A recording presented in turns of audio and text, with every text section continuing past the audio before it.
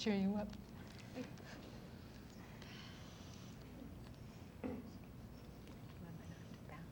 Don't swing your feet. No, don't bounce. We are recording.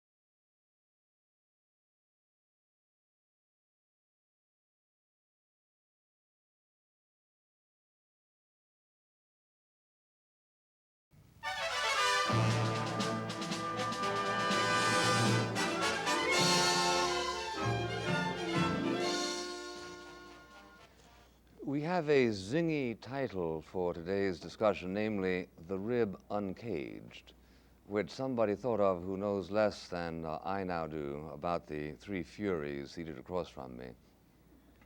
I know enough about them to stimulate my sixth sense. I am in dreadful danger, worse perhaps than I have ever been on firing line. The academic credentials of the three ladies would sink a ship. Take, for instance, Miss, or rather, Dr. Daly. She is a professor of theology at Boston College. She has doctorates not only in theology but in philosophy. She earned them after receiving the normal lifetime schooling and going to the University of Fribourg for 6 years. She believes that women have been scorned by Christianity and perhaps particularly by the Catholic Church, a thesis she develops in her book, The Church and the Second Sex. Mrs. Dr. Rosemary Ruether is also a doctor, which degree she took at the Claremont Scripps complex in California, where she studied just about everything preparatory to teaching theology at George Washington University and at Howard. Her training is in exclusively Protestant schools, although she is a Catholic. There are some who say that there are some who say that that would make the Pope a non-Catholic. In any event, she is a rigorous critic of the existing church for reasons we shall soon know. If after she is through talking, the Holy Spirit sends down an avenging ray of lightning, I trust you will remember Dr. Daly's thesis that the church distinguishes between men and women. Mrs. Callahan is not yet doctored, though she might as well be. She is a graduate of Bryn Mawr, doing graduate work at Sarah Lawrence, if you can imagine a worse combination.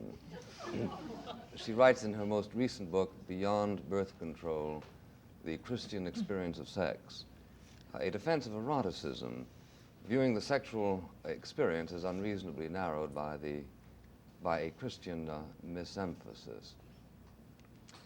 I should like to begin by asking Mrs. Callahan briefly to explain what she understands by extraphysical sex. Well, I don't think I ever used that word, and I would feel most uncomfortable using You it. use your own. I prefer yours. Yes. And I have difficulty knowing what you mean by that question. Perhaps you mean identity, sexual identity, and sexual roles, which is certainly a very great part of our new interpretations of sex in America today. So this might be the idea that men and women are persons first and sexed afterwards, which always causes a great bit of controversy right there. Mm-hmm. But if you don't mean that, I would like to know exactly what you do mean. Well, as I understand it, in your book, you insist really that the same kind of feeling that goes into conventional sex experiences is a feeling that ought ideally to be shared, not merely between husband and wife, between all people. And that, as I understand you, you either are, you presumably, if you say all people, are using sex as a metaphor. And I thought it rather important for us to understand exactly what you meant by that metaphor. Well, perhaps you mean, when I talked about sex as more of a language than an instinct, in the sense that it's not like thirst or hunger. That is something in which the whole personality becomes quite involved very early in life, because our first communication with everyone is through the body and through our being fed in our mother's arms and so forth. So therefore, I think of sexuality as a form of expression rather than simply an instinct or attention which must be reduced. And I think that if you don't go at it this way, you come out at very difficult problems, because if you don't see it as an expression, as a way to communicate between people, then you are left with a very either an animal-like idea of sexuality or a great mystique, and neither one do I wish to pursue. I see this as a middle way, a very humanizing, very human approach to sexuality, to see it as a form of expression, as a language. And like all languages, there are things that you can and cannot do. And there are better ways of communicating and less good ways of communicating. So perhaps this is what you have in mind. It is indeed. And I'd like to ask Dr. Daly whether you believe that the role of sex in defining what I understand to be from your book, the inferior role of a woman in Christian doctrine, you consider to be primarily responsible, or is it something else? You use the term misogynism so often, and it's never quite clear to me whether that misogynism is sexually based, or whether it is based as a result of other impulses, other tendencies. Well, I'm not sure that I understand your question, because I don't know what you might mean by other tendencies. I'm having a rough time. The fact of misogynism is evident enough if you take the trouble to read the Fathers of the Church. We might begin with Paul, but we can let that go. Paul, the Fathers of the Church, Thomas Aquinas, the commentators on Thomas Aquinas, the theologians through the centuries who repeated almost unthinkingly the earlier doctrines, and then, of course, the copious utterances of Leo XIII, Pius XI, Pius XII, whose anti-feminism was more disguised in its attempt to react to the upsurge of woman power as a result of the Industrial Revolution. What would you consider an example of the anti-feminism of Pius XII, for instance? Can you think of offhand? Well, with Pius XII, you have the use of terms which are ambivalent. And it's very interesting if you go through the text to see, for example, the way he uses the term spiritual motherhood. Spiritual motherhood is an ambivalent concept. It's one that can be used to perpetuate the situation of subservience which existed in the past, and at the same time open the doors a little bit to progress, because, of course, as soon as you insert the word spiritual, whatever that may mean in this context, you're opening the door to professional activity, but still in a limited context, because you can always swing back to the other term, motherhood, and say, well, at certain occupations then are not suitable to women because they can't realize themselves as mothers. Because what? Because they can't realize themselves as mothers in these occupations. You have many extraordinarily emotional, effusive documents by Pius XII in which he talks about the daughter of the working woman and what a hard fate she has. And at the same time, of course, a kind of self-refutation, because he speaks about really, after saying how unnatural is this existence of the working woman, then he has to say that this girl will follow her natural bent and be like her mother and be a working woman. You see, so what was called unnatural turns out to be suspiciously natural, after all. You seem to have an allergy, and so I've noticed as Mrs. Callahan to any mysticism attached to the feminine sex, because you think in effect that this comes just before you deprive a woman of her proper role. Just as in a woman too. I mean, think of the mysticism about the Negro at a certain time. and how people are imputed to have all of these various traits, which may not be their own traits at all, but somehow are given this great coloring as a happy, intuitive, and so forth. And it's very interesting to me how many of the qualities that were imputed to a minority group were imputed to women. And it seems to me just something that a majority is always going to impute to a minority. They're happy that way. Mm-hmm. Why disturb them? And so forth. High traits and low traits. I mean, they're sort of gross sensual, and then they're kind of rhythmic, these kind of traits. One of my best friends is a Negro girl, and she always likes to say that she has no sense of rhythm at all, and she feels left out of this particular racial trait. I like to sort of... As a scholar, you wouldn't proscribe generalities as here and there applicable, would you? Yeah, this is very difficult. I've often thought of comparing the sort of epithets given to the different sexes to something like national traits. There are these kind of generalities which are difficult. You say Englishmen are solemn or something like this, you see, and so aren't Frenchmen solemn, you see. You kind of know instinctively, I mean, you recognize simply by your experience the difference of temperament, and yet it's any kind of essences, you might say, that you would impute to this or that group immediately distorts, because the essences really are general human characteristics. I think that's part of the problem. But you can be trained. You have a culture which trained you, and I think there's been a feminine culture which has trained, well, all of us who were grown up in the last generation have been trained. Don't be too bright. Don't succeed too well.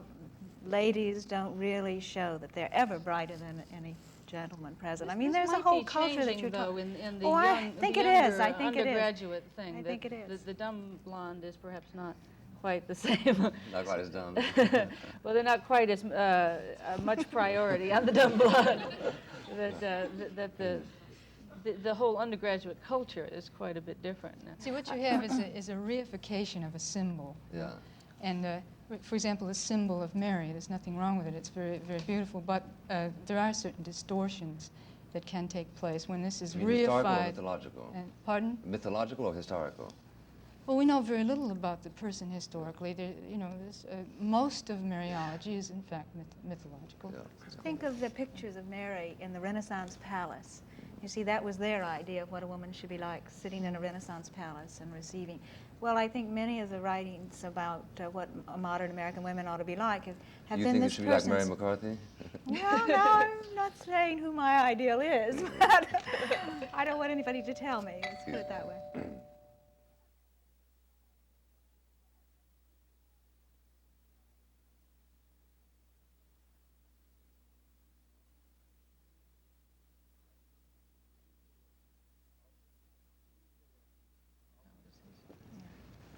Would Dr. Ruether, I think this is extremely interesting, but I would like to ask you, since you address yourself in your own book rather vigorously to the question, is it, as far as you're concerned, especially interesting what a pope says?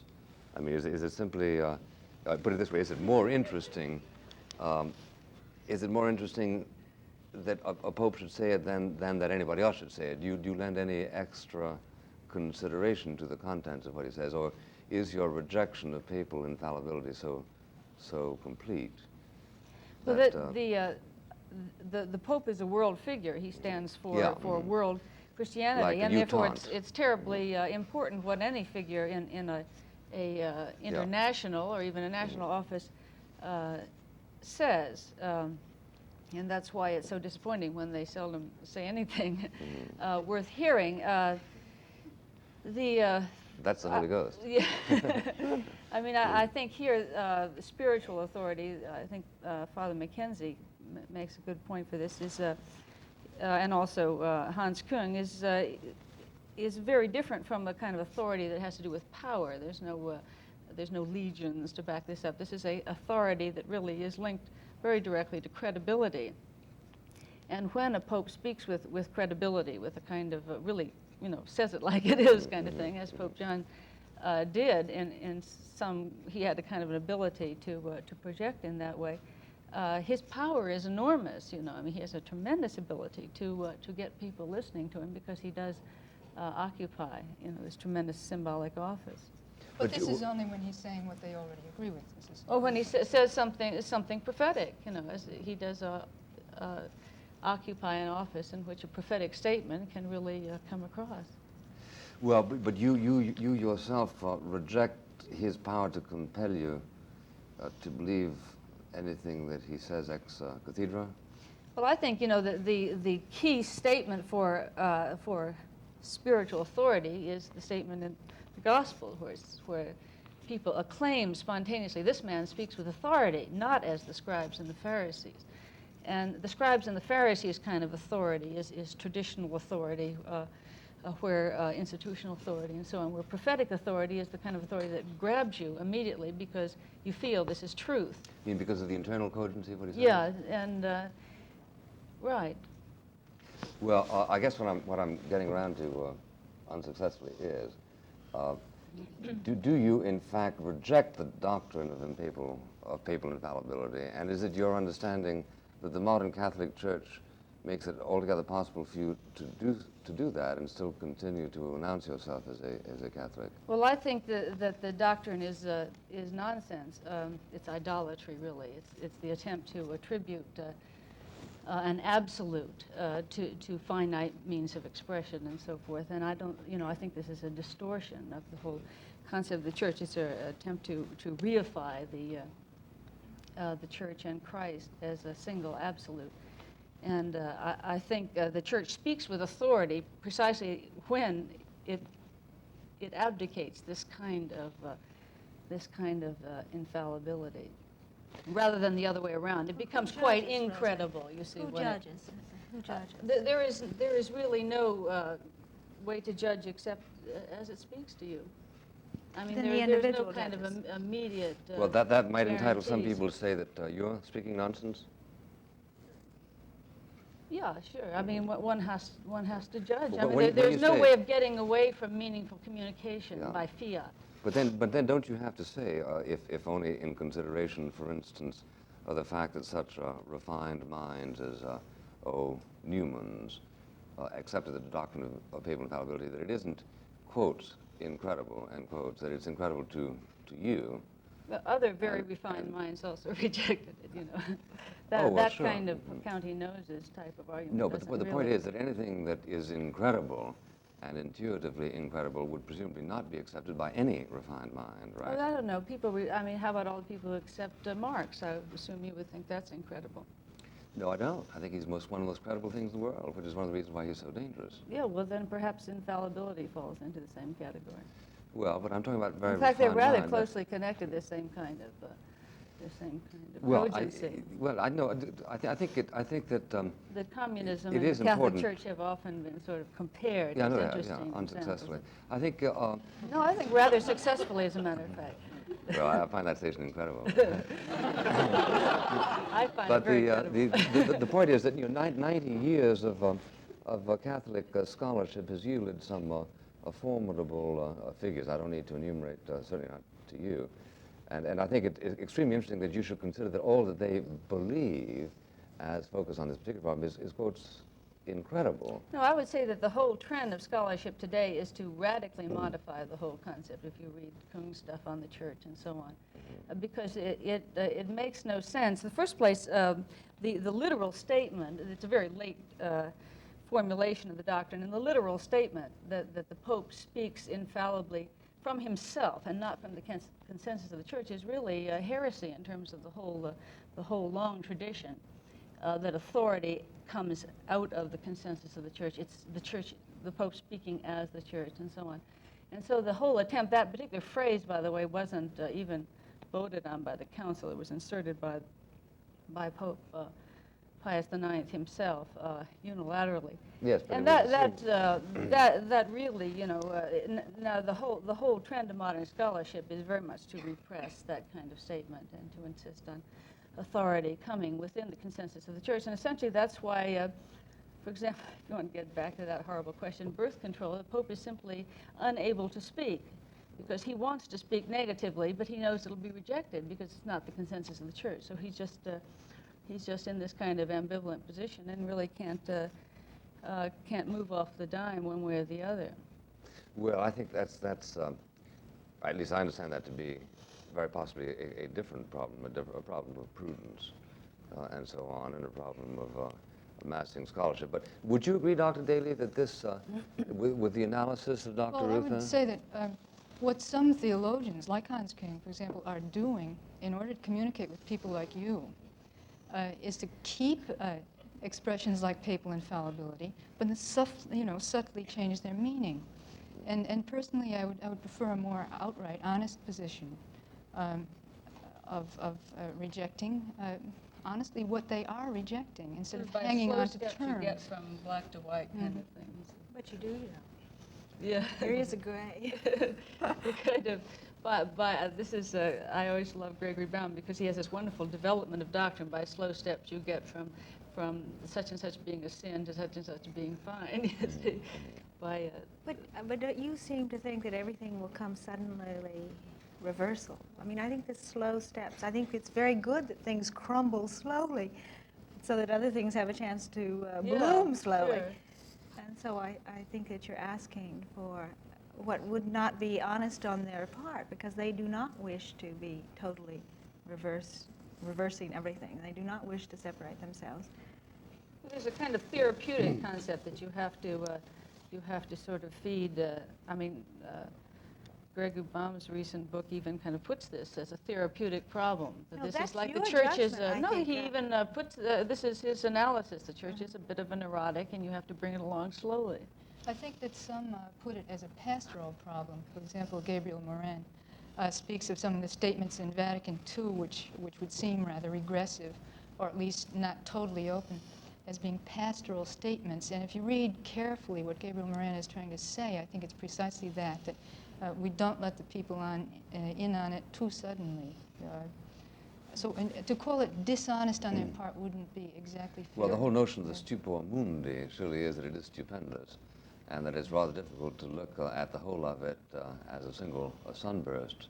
But there are, of course, those who haven't been thought incredible up until now, who feel that's precisely the exegetical function of the church, but that the church is uniquely qualified rather than its critics to decide how to unravel the truth and how to define it. Ah, but do you separate the critic from the church? Or isn't the critic part of the church? I do and at the isn't margin. churchly Yeah, I do function? at the margin, as does the church. The church. Who is it?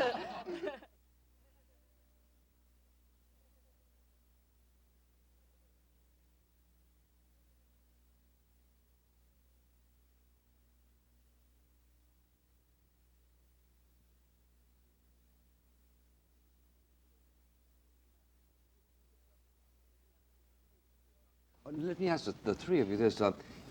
Do you suggest that the liberation of women, for instance, I know that Mrs. Callahan, while disagreeing very sharply with certain positions Dr. Daly has taken, nevertheless considers herself a feminist, as does Dr. Ruether, I believe. Now, is this a separate problem from the modernization of the Catholic Church? That is to say, could good, sound, Orthodox Catholics who don't believe that Cardinal Newman or Bernard Lonergan are fools, could they go along with you in the reconceptualization of the woman without getting into any kind of dogmatic difficulty? May I point out, first of all, that speaking not for my myself, field. I don't it's consider how you either feel. Cardinal Newman or anyone else of that caliber a fool. So I think the question is a little bit misleading. That's reassuring.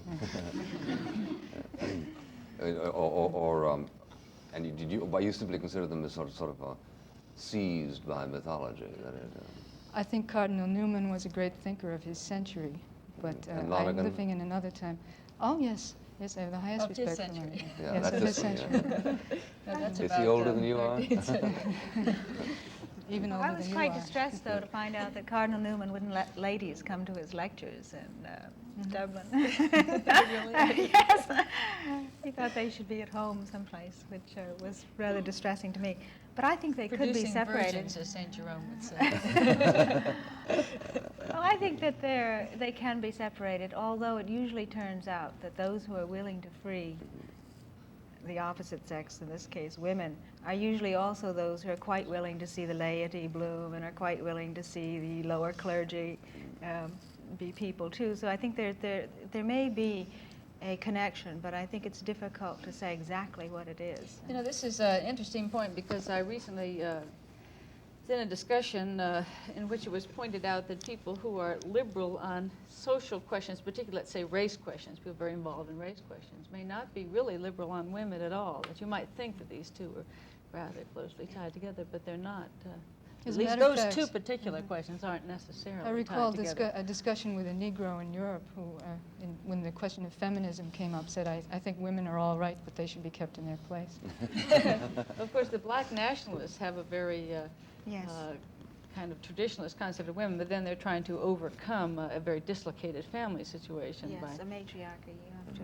well, where they Yes. trying to get the man to assume family responsibility and so on. So perhaps you have to create a stable family first before you can Well, you can go never on really do tell. other things. I don't know. You can't tell beforehand what somebody is going to be like as far as their position of women, but it's quite easy to tell afterwards what their position is. It tells. It does come out. Well, what about, what would be the ideal position? Incidentally, I think that we ought to acknowledge at this point that in your book, you don't reserve purely to the Catholic Church this historical bias, but apparently it was most strong in the Jewish religion. Is that correct? And does that continue? No, Time magazine may have given you that impression, but if you'd read the book, you would see that, no, I would say that it certainly has been strong in Christianity. It's certainly But, what? in Christianity, yes. Now, Mary, you quoted Simone de Beauvoir as saying that the Jewish religion was savagely anti-feminist, which That's I right. had not thought was right. I Simone de Beauvoir quoted was Simone de strong. Beauvoir, yes, Yes, and- not But you necessarily keep agreeing saying that with her. Simone de Beauvoir makes a lot of mistakes. Oh, I Yeah. certainly think she does. And that was one of them in a sense, because the Jews were better than everybody around them. And informally, women got lots of privileges that weren't written down in the rules, in a sense. And it wasn't Remember that savagely. quotation It was from Sirach? anti-feminine, but That not quotation savagely. from Sirach: if your wife does not obey you at a signal and a glance, you may put her away. It's very That's true one that the authority, Jews. though. Mhm. I mean, they had many. That's in But the that was Bible. also said. That was also said by the Greeks, Sure, having that's to the do point. with I the mean, authority of fathers over their sons. to say that they were savagely anti-feminist is not, at the same time, to deny that they were better than some of their neighbors. They were So in this anti-feminist, but case, not she's savagely. So that's the distinction. You can find rabbinical texts that She are just quite doesn't like that word savage. savage. It's You the can find savage what? that bothers it. Well, then, but it is primarily what in Protestant Christianity that you say this this bias is being overcome. No, I didn't say that in the book, and I wouldn't state it that baldly. Well, at least because as regards the ministry, at least regarding that aspect. of it. in What regard are to the that 80 sects aspect, that yes, permit it's now? becoming overcome. But this isn't to say, by any means, that admission of women to the ministry is a panacea, because if you speak with Protestant women ministers, you see immediately that they are quite aware of the problem of discrimination all the same. So that the they're question quite is very, very discriminated nuanced. against Of within course, the they- ministry, this I is the mean. point. Yes, they have are a difficult discriminated time, against, yes. women ministers.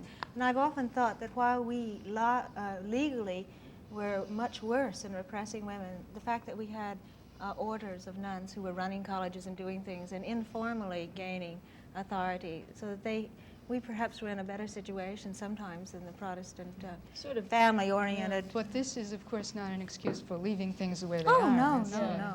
I mean, inadvertently, we have a lot of woman power in the church because the women's orders have been kind of left to run themselves, and so they built up huge complexes of hospitals and so on, and these are run entirely by women. Sort of woman power. Yeah, this is it's a very interesting phenomenon.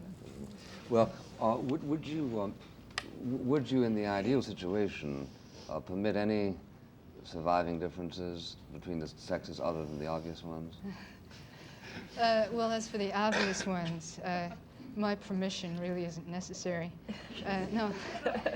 As for the other differences, know, I'm you not speak sure what you have pretty in mind. I think that the point is, Mr. Buckley, that we're looking for a society, not yet existing, but hopefully working toward a society in which the human person is allowed to develop freely. What is an relationship with others. androcentrist society, by the way? An androcentric society? Yeah, androcentric Mm-hmm. society. Well, I think ancient Greece would be typically androcentric society. Excuse me? Ancient Greece. One that's directed toward males only. Whereas we want androgynous societies. That's true. Is that a lovely word? An androcentric society would be one in which the role of women are understood as having fixed roles, limited, so that they're not allowed to do certain things for which they may very well be naturally qualified. Well, are there any cultural implications, assuming that you reject metaphysical implications, to the necessary fact of women acting not merely as child bearers, but as child rearers? That they have to be child rearers is evident, but what excludes in your mind the necessity that men also be child rearers, or has that question not occurred? What excludes it? Mm-hmm. Well, I suppose in the future less and less, but certainly in the past the reasons have been clear, which is that the overwhelming amount of the world's work has required more physical muscle than, fortunately, most women have. Mm-hmm. However, this is no longer the case. Women have always been allowed to, reap the harvest and scrub the floor and so forth. It's just being lawyers and that sort of work that they don't like them to do. You see, I mean, as far as I know, the church has never objected to women working when it's, kind of washing clothes and things of that variety. I think it's an extremely strange and rather self-conscious position that some of you women take, including my friend, the feminist Mrs. Coulson. She, for some reason, seems to believe that it is more drudgery involved in looking after children and washing the clothes and washing the dishes, have I forgot anything, or changing diapers, than, for instance, in reporting to a factory and filling a can with tomato soup 100 times, 1,000 times per day. It seems to me that it is clearly the typical woman who has much more scope for creativity than the typical man in the highly technological society. Yeah, So I think you may have... That's right. I think women, have the possibility of creating a leisure culture, and I think maybe they ought to work on that rather than to My rush point off to the is that they have it factory already. kind of thing. My point is that they have it already. Well, And they that live a very isolated, the typical kind of housewife needs a community, intellectual community or something to work with. When the isolated family situation Well, she can have as much of it, presumably, as she wants. No, and she can't. That's more than the many difference. men No. who are chained to their No. desks or to their No, I assembly disagree. lines. There's some things that work gives you that you do not get in a household, even though intrinsic satisfactions may be greater within the household. One is to be a part of the community at large. Well, why can't you do that? Because you can't get babysitters to step out of the Why house. can't you do can't take that? everybody with you. Why can't you get babysitters? Because of the situation in our suburbs where people live far away from other people of different ages. There you are with everybody the same age, or there You've are got many people 6 children. How have you managed? Well, it's been very complicated. I could spend the rest of the program telling you that.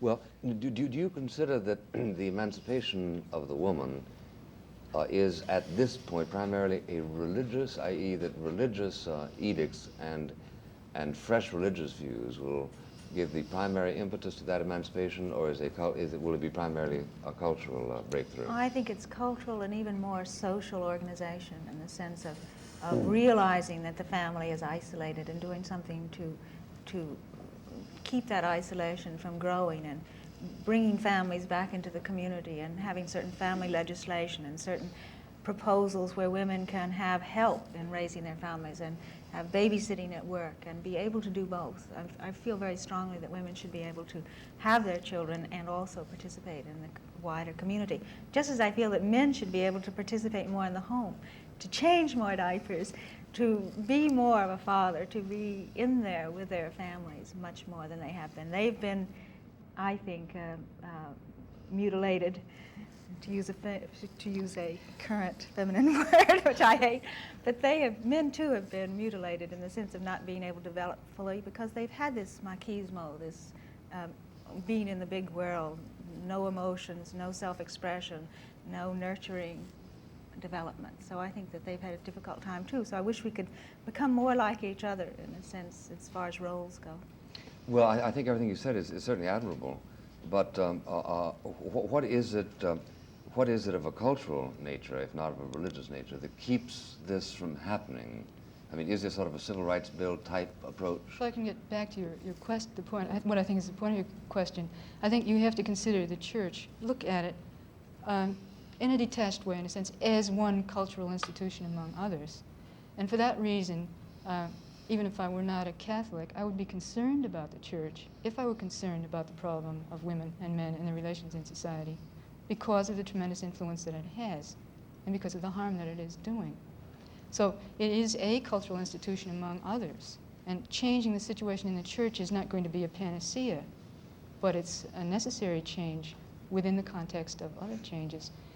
The church as it is in fact teaching women in the sense that they're inferior. Is what? Teaching women that they're inferior. Oh, gosh. I wish I could think of who you had in mind. I wouldn't say they're teaching women that they're No, I inferior. They're don't think so. teaching women that you are so different that therefore you cannot be a priest, that somehow being a priest is special. And so I think that for this symbolic, it's creating bad images, but Mary. But It's that's not what they're teaching. But saying, Sidney. at the same But time, that fewer means and fewer inferior. people want to be Translate it. priests, right? So that theoretically they're not keeping you from doing something which is all that universally desired. Yes, but if it's like somebody saying this is going to wants keep to. you from being a martyr. No, it's not quite like that. Or being a bishop, you think is still. I mean, do you still think better. that there are a tremendous number of women who would desire to be a priest? Well, I think Mary dealt with that very nicely in her book, the sense that once we change, they're not going to be droves of women battering down the seminary doors. They don't have to worry about that. But the point is that it's wrong that nobody who feels a vocation to this I mean, it's like it's wrong he's being to refused. exclude somebody from a golf club, even if nobody wants to go to that golf club. The French That's right. Reformed Church, I think, admitted women to the ministry in 1936. It was in the 30s sometime. They had one candidate at that time. They haven't had another since. So, This is where? The French Reformed Church. That's this is why I it. feel it's the culture and the social Yeah, but life that must I change. really Although think you're that, right. that the whole concept of ministry itself, I'm more interested in that, as I think Mary Yes, is too, yes. of really rethinking the concept of ministry as a much more Yes. communal Well, of course- kind of thing rather than this gap It's not going to be between, that kind of a ministry church and when the people. women get there finally. You know, Yeah. it's going to be so different. You know what? You won't be disturbed though because the church will be completely Yeah, I changed. really think I'm most interested in sort of this, sort of threatening the church with women as priests, mostly as a way of kind of breaking up the clerical bag, because I don't think you couldn't put that into it and without the bag breaking The apart sad thing is that rather luckily- radically. Luckily, the clerical bag is falling apart, and therefore women are getting in. It's both forces are working at the same time. Yeah, I think it's a way of breaking it up. Well, when you refer to the clerical bag, you mean the whole series of perquisites that they uniquely enjoy? Yeah, I think the whole concept of ministry as a special state of life, and then people minister too. I think we have to have ministry and community much more Well, the a part of rectory each culture, other. Yes, Yeah. that whole rectory culture. Yeah, I see what you mean. Yeah. You know, yeah. Christian gentlemen, and there's a whole thing that goes with it. Very, of course, isolated from the community, and of course celibacy reinforces that one lives with a kind of spiritual wall around you. But I don't think we should over-exaggerate the problem of celibacy. Because if you look at the Orthodox churches, you have that same mystique. Yeah, surrounding the you can clergy. perpetuate it without that, but it is a formidable way of setting. What are you going apart to from the do though community. about certain positions that people tend to think of as psychologically axiomatic, whether for good or bad reasons, such as that it is a man who has to accomplish certain duties, certain of them obvious, the hewer of wood and the drawer of water. What are you going to do with notions like pater familias? Does that go Is the only thing wrong with that the etymological problem of continuing? Yeah, well, here I think that the image of family and image of parish would be very closely related. I was recently at a conference in which there were a number of different speakers, but one of the sessions was devoted to women in ministry, and it was led by Protestant husband and wife who were both ministers, both ordained Congregationalists, and they shared a parish together, and they tried to use their images. They were joint pastors. It wasn't a question that he was the pastor and she was the curate, but they tried to demonstrate to the congregation both an image of men and women cooperating in this role together, both as equals, and at the same time, by implication, also a cooperative image of family life. And they just tried to project this not by preaching it, but by constantly doing it. And they recounted the way in which gradually this began to have an influence on the family life of the congregation, that people began to see this as a kind of a better model of men and women. So I don't think it even works anymore. I don't know any family in which the whole model really works anymore, because life is too complicated. I mean, you can't have this nice, tidy society with everybody having, this function, and then men do this and women do that in the family, and the father never does this and the wife never does this, because you're left too much on your own. You're kind of thrown in. I always said marriage is more like two on a surfboard, and who can have hierarchy? What would a paterfamilias do on a surfboard? I mean, you just get in there and try and survive. He back and says, "I'm steering." That's fine, but then you may not be steering very long. But I just think it may have worked when everything was very settled and everybody knew what they were doing. Nothing was ever very settled. I think that this is well, things were more settled than they are now. People. Well, I think things were perhaps more settled in the sense that you didn't have to worry about whether somebody 8,000 miles away would decide to exterminate you, which you do have to worry about uniquely today. But you have to worry a lot more about whether somebody around the corner was going to exterminate you back in those days. So still can worry about that yeah, today, sure, that's right. But aren't we, in effect, committing the imprudence, or rather aren't you committing the imprudence, of suggesting that that which is absolutely desirable in terms of paradigmatic equality is something towards which we can will our way through athwart certain pressures of sex, stability, temperament, tradition, a caricature, if you like, which in fact are going to continue to govern.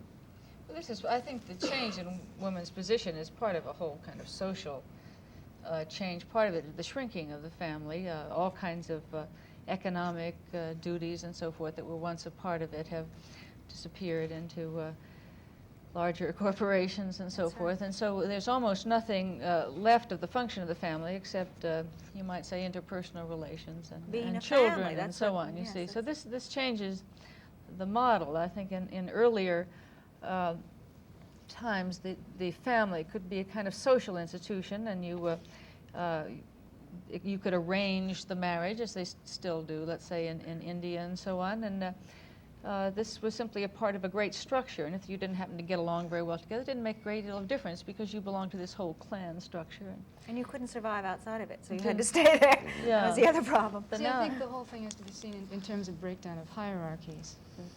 And the way in which you phrase the question, is it something that we just will? Well, we're willing it because the time has come to will it, and the opportunity to will it is there.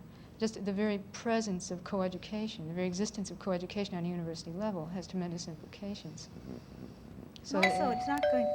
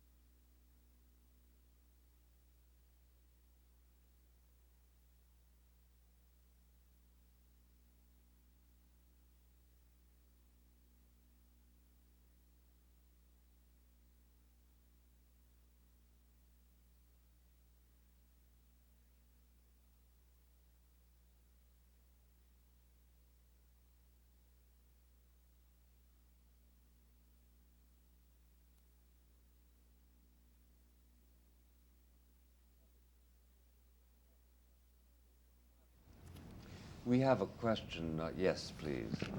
I'm Sister Catherine Forsyth of BVM, and I would like to ask the panelists if in their experience they feel the traditional education of the sexes separately has much to do with perpetuating the inferiority of women.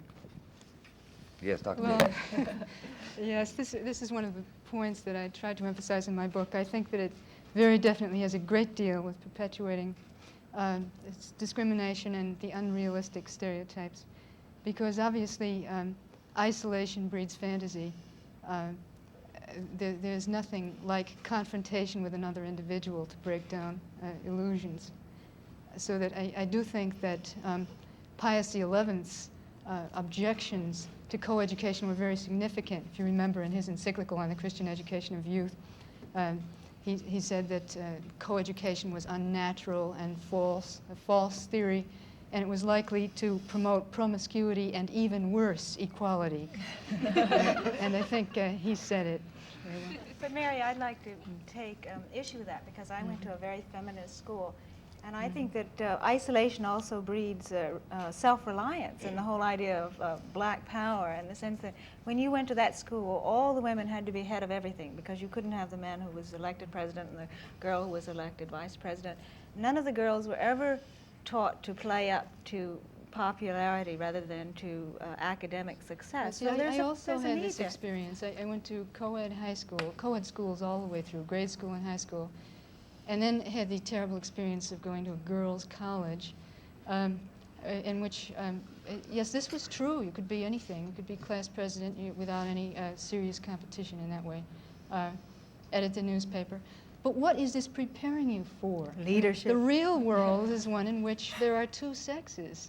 And if you can't learn to function in that way, then what good is it to live, to be an editor or whatever it may be in an all-woman world? Yeah, the founding of women's colleges is rather interesting because in the 19th century, when women began to campaign for college education, they wanted to get into, they didn't want to found women's colleges, they wanted to get into Harvard, et cetera, you see.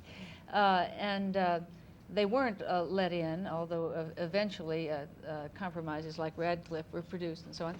But they weren't let in, and so they founded women's colleges to prove that women could go to college, and they were very vociferously determined to have the same education, not a woman's education, but the same education. You see, the same standards, and so on. And the result of these the sort of traditional women's colleges on the East Coast that were founded mostly at that time was really to foster co-education.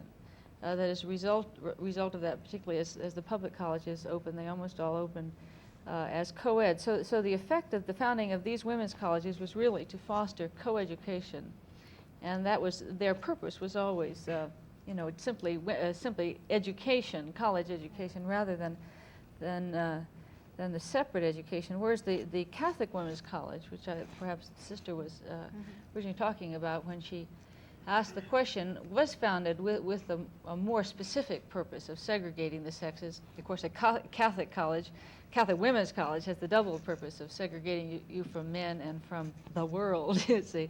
So it's a sort of a double ghetto. So the purpose of founding the Catholic Women's College was more specifically to isolate women, whereas the founding of the traditional women's colleges, the Seven Sisters and so on, was much more, you might say, feminist in the sense of getting women to participate in the broader community. Although, Yes. interestingly, they did tend to come together. I think, for example, of St. Mary's College, right on the border of Notre Dame. Separation, but not total isolationism. Well, you want to have a reserve of Catholic males sort of nearby to breeding marry ground, them, yes. you see, so they won't... Well, now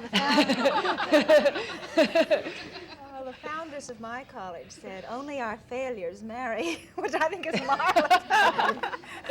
Meaning that you'd already chosen to sell out if you did that. So, but I think there's a function still.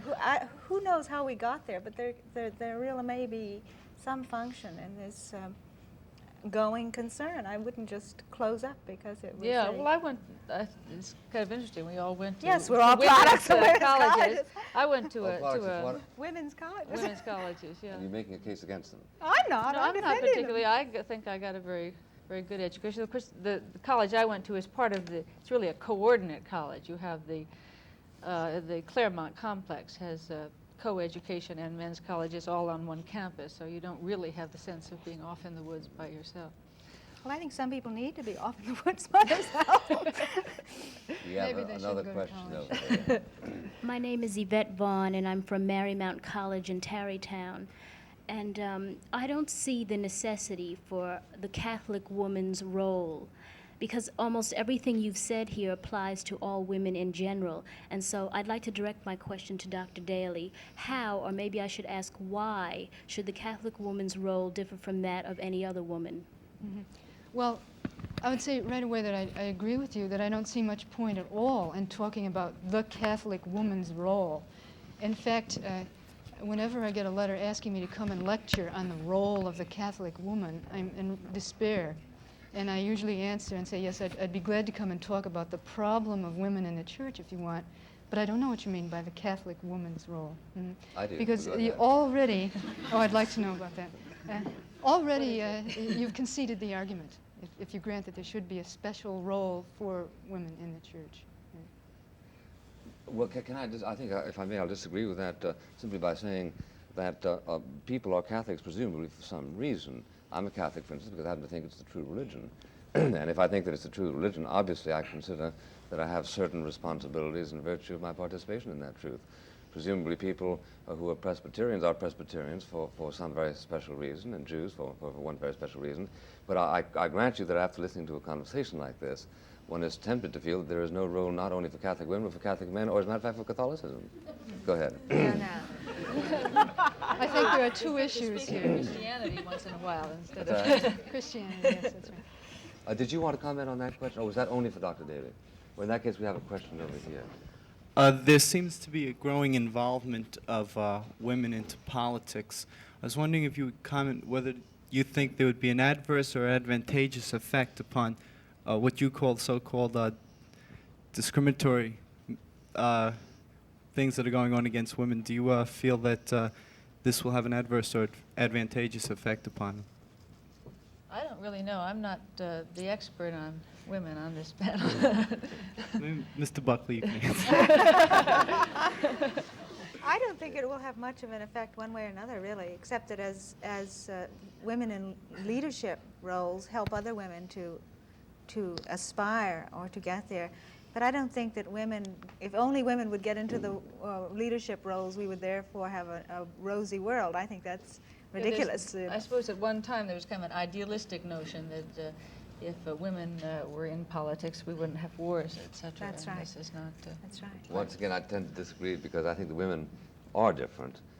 I think they were created different and ought Vive la to be different. différence. and I think that there is a symbiosis between a man and a woman, which would not be possible assuming that we would succeed with this Procrustean crusade that Dr. Daly has launched us in.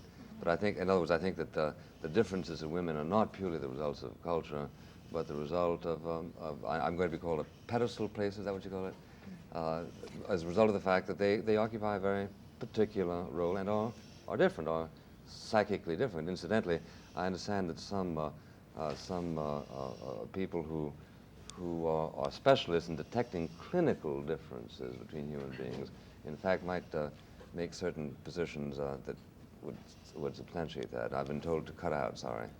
Thank you very much, and also students of Marymount. I didn't believe it.